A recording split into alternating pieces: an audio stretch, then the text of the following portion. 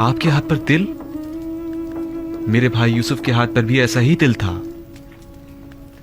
हालांकि मैं उस वक्त बहुत छोटा था, लेकिन मुझे अभी भी बहुत अच्छी तरह याद है। और उसका चेहरा, वो याद है या भूल गए?